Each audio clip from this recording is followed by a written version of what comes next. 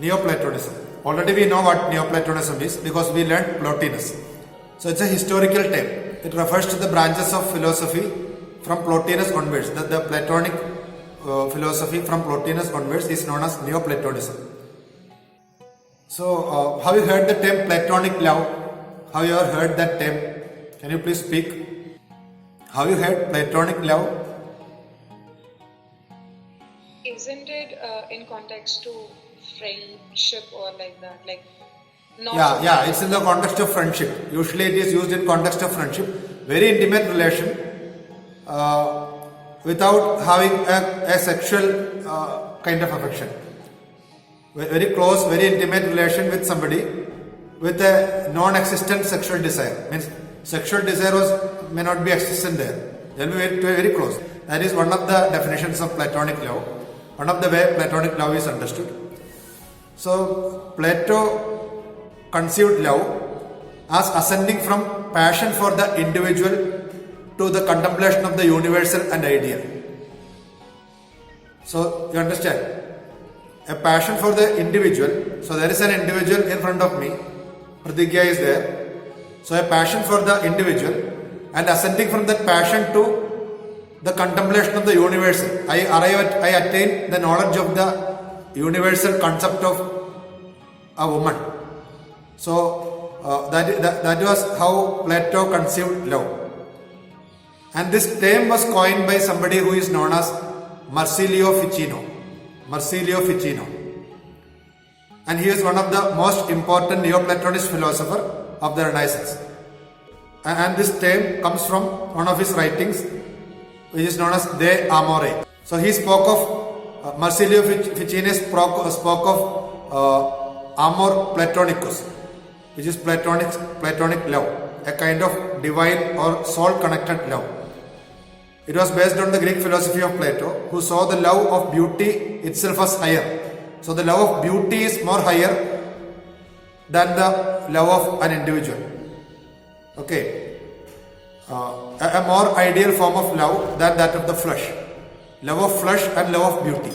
So love of beauty is something higher. And that love is connoted when we say Platonic love. So Marsilio Ficino is one of the most important Neoplatonic philosopher of Italian Renaissance.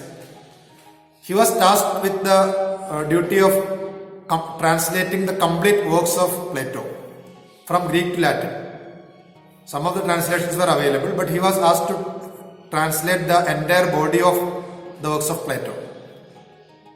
And the influence of Ficino's translations was magnified also because of the printing press. The recently invented printing press also helped the distribution of the book. In Florence, they founded a Platonic academy. If you remember Plato founded academy for imparting his teachings, imparting his philosophical teachings. He founded an academy. And in the model of that academy in Florence, they founded a Neoplatonic academy in Florence, especially patronized by the Cosimo family, Cosimo Medici family. And he was leading the academy. He was leading the Neoplatonic Academy of Florence, like the chancellor of a university. He was the vice chancellor or chancellor of that university. In that manner, we may understand. And Michelangelo is said to have studied in this academy. He was a tutor of Michelangelo. So many art history students and also practical students are here. So those who were trained in art were also trained in philosophy. Okay, that you have to understand. Those who were trained in art in the Renaissance period, they were also trained in philosophy. So Michelangelo is said to have learned in Neoplatonic Academy of Florence, and Ficino was a tutor to him. And we will briefly look at his philosophy. Marsilio Ficino sought to defend the immortality of soul and inherent dignity of humanity. So human beings were considered more dignified than any other beings. So there is an inherent dignity because of the immortality of the soul. That was his position, and he tried to defend that position. And he argues that the soul rests in the middle of the great chain of being. If you remember Plotinus, there are three stages of emanation: the one, the soul, and the matter. So there are three stages of emanation. When it comes to Ficino, there is a chain of being, he says. In the chain of beings, there are 5 levels, 5 basic levels. And those levels are God, angelic mind, rational soul, quality, and body. So this is the basic levels of great chain of beings by Marsilio Ficino. So humanity occupies a central position between mortal and immortal. So if you look at an animal, it may have body and quality but no rational soul. When you consider God, it is on the top of the list. So from both sides, the human being occupies the central position, in the middle, in the center. Ficino was deeply influenced by the arguments for immortality of the soul present by Socrates in Plato's Phaedo, as well as the works of Plotinus. For the immortality of the soul, the Socratic arguments are presented in a book by Plato which is known as Phaedo.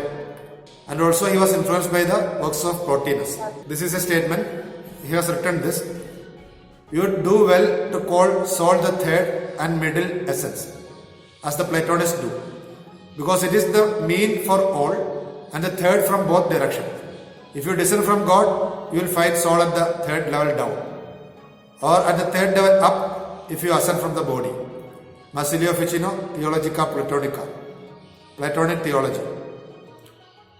Third level down from God and third level up from body. And these are your works, Marsilio Ficino, translations of the Platonic corpus into Latin. And not only Platonic work, Plotinus also was translated by him. The works of Plotinus is also translated by him. And there is a work, De Amore. This is here he speaks about Platonic love. And this is De Vita Libri Tres, 3 books on life. These are his important works. So it was with the book De Amore, the Platonic love, that term was coined and popularized. And he also studied Platonic Symposium. Symposium is another work by Plato. And the term Platonic love, it refers to